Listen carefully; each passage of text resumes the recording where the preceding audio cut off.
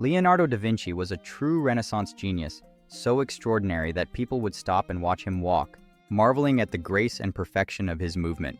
An underrated talent, no doubt. He mastered over 15 different fields, including engineering, geology, philosophy, military science, biology, and of course, art.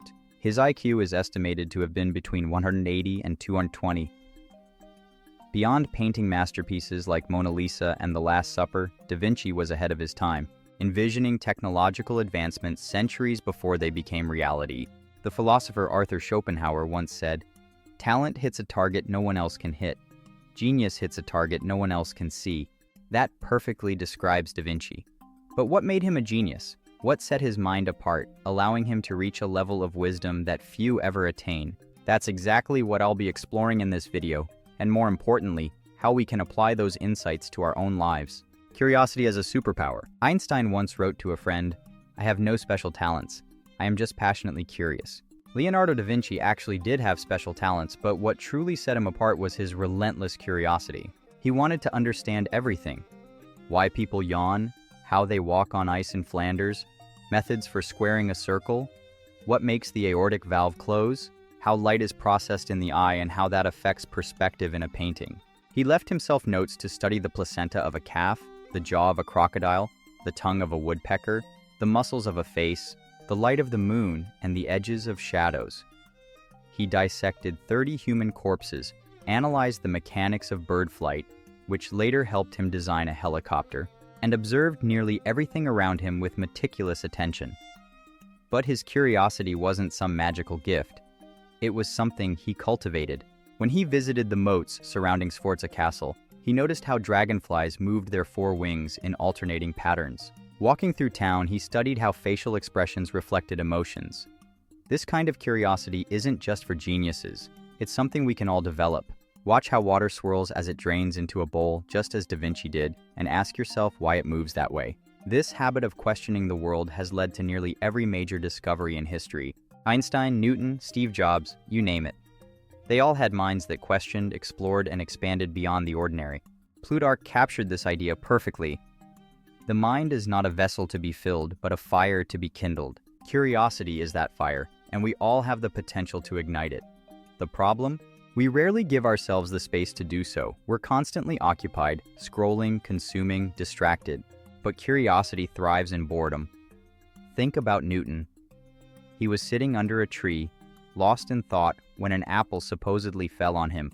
Maybe that exact story isn't true, but the principle is. Breakthroughs happen when the mind is free to wander. That's what made Da Vinci a polymath, and it's something we can all tap into. But there was something else that made his observations so sharp, his mind so focused, and that's what I'll talk about next. The art of observation. In his notebooks, Leonardo described a method for sharpening observational skills. He suggested a game where one person would draw a line on a wall, and the players, standing at a distance, would estimate its length using a straw. The winner was the one whose measurement was closest to the actual length. This simple exercise trained the eye to judge proportions and distances with precision, reinforcing his obsession with accuracy in both science and art. Today, scientists believe Leonardo possessed an extraordinary visual ability that allowed him to perceive fleeting moments with stunning accuracy. This rare trait, known as advanced flicker fusion frequency, is found in elite athletes like top tennis and baseball players, helping them process rapid movements faster than the average person.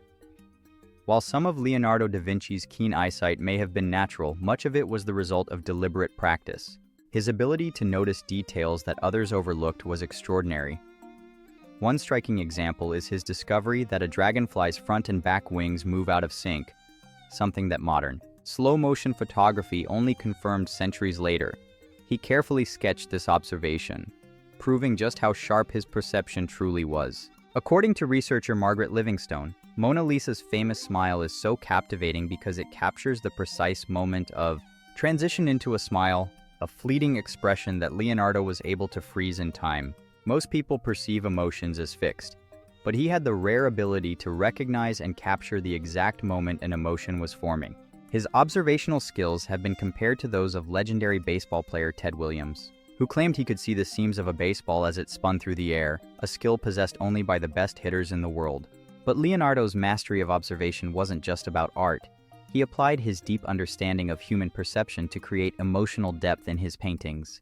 For instance, he used a technique called sfumato, which softened edges to create a sense of depth and realism. This was influenced by his studies on how human vision perceives softness in dim light. He often painted under overcast or evening conditions, knowing that pupils naturally dilate in low light, creating a subtle, soft focus that made his portraits feel almost alive. What's truly remarkable is how much he achieved simply by paying attention to things most people ignored. He didn't chase degrees or attend prestigious schools. He valued first-hand experience above all else. That mindset didn't just make him talented, it made him one of the greatest minds in history. But there was something else he did consistently that allowed him to excel across so many different fields. And that's what I'll discuss next. While painting The Last Supper, Leonardo would often stare at the work for an hour, make a single small brushstroke, and then walk away. When Duke Ludovico Sforza questioned his approach, Leonardo explained that creativity requires time. Ideas need space to develop, and intuition needs time to connect the dots, as he put it. Men of lofty genius sometimes accomplish the most when they work least, for their minds are occupied with their ideas and the perfection of their conceptions, to which they afterwards give form. Most of us don't need help procrastinating. We do it naturally. But procrastinating like Leonardo is a skill. It's not about mindlessly delaying work. It's about immersing yourself in details, gathering ideas, and then stepping back to let them simmer. This idea is closely tied to the power of boredom, as E.A. Buchianeri put it. When we cannot bear to be alone, it means we do not properly value the only companion we will have from birth to death, ourselves. Researchers Sandy Mann and Rebecca Cadman explored the link between boredom and creativity in an experiment. Participants were given a dull task, either copying numbers from a phone book or simply reading it.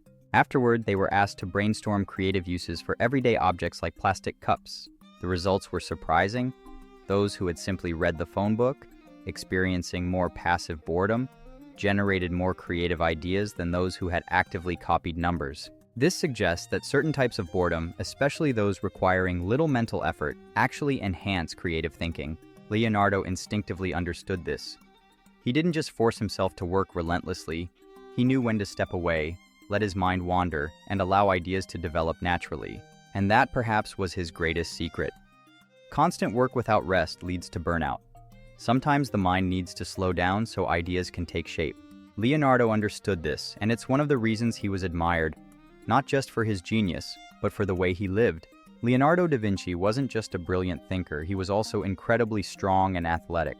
In his time, he was known as the strongest man in Florence and would impress visitors by bending horseshoes with his bare hands. Growing up in his father's household, he trained in physical activities like horsemanship and fencing, keeping himself in peak condition well into old age. He was also an avid walker and hiker, constantly staying active. But for him, physical fitness wasn't just about strength. It was deeply connected to his creativity. He instinctively understood the link between movement and mental sharpness, something modern neuroscience now confirms. Studies show that exercise boosts cognitive flexibility, the brain's ability to shift thinking, generate new ideas, and solve problems creatively. Even a 30-minute brisk walk has been proven to enhance cognitive function.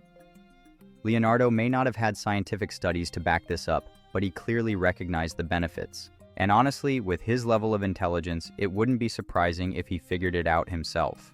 But what truly set him apart was something even deeper, a mindset that fueled his endless curiosity and mastery of so many fields. Leonardo's brilliance came from his ability to see connections where others saw separation. His philosophy is captured in one of his most famous quotes. To develop a complete mind, study the art of science. Study the science of art. Learn how to see. Realize that everything connects to everything else. He understood that the world is built on dualities, light and dark, science and art, logic and creativity. But instead of treating them as opposites, he saw them as two sides of the same coin, deeply interconnected and essential to a greater whole. Each opposite contains a piece of its counterpart, just as light defines darkness and vice versa. True understanding comes from embracing both and seeing how they weave together. This mindset allowed him to master multiple disciplines, from anatomy to engineering to painting, because he saw them all as part of one giant puzzle. For Leonardo, nothing existed in isolation. The universe, nature, human thought, It was all part of a grand, harmonious system. And by learning how to truly see, we can break through the illusion of separateness and recognize how everything is connected. But how did he keep track of all these interconnected ideas? How did he organize his thoughts in a way that fueled his genius? Most people's to-do lists are pretty mundane. Reminders to pick up laundry, buy groceries, or pay bills. Leonardo da Vinci was not most people. His to-do lists were anything but ordinary. He carried a notebook everywhere, constantly writing and sketching anything that caught his attention. As he once wrote, "It is useful to constantly observe, note, and consider." Buried in his notebooks from the 1490s, we find his personal to-do lists. NPR's Robert Krulwich had them directly translated, revealing tasks like measure the city of Milan and its suburbs, ask Maestro Antonio how mortars are positioned on bastions by day or night, find a master of hydraulics and learn how to repair locks, canals, and mills in the Lombard style. Later, around 1510, his focus shifted to anatomy.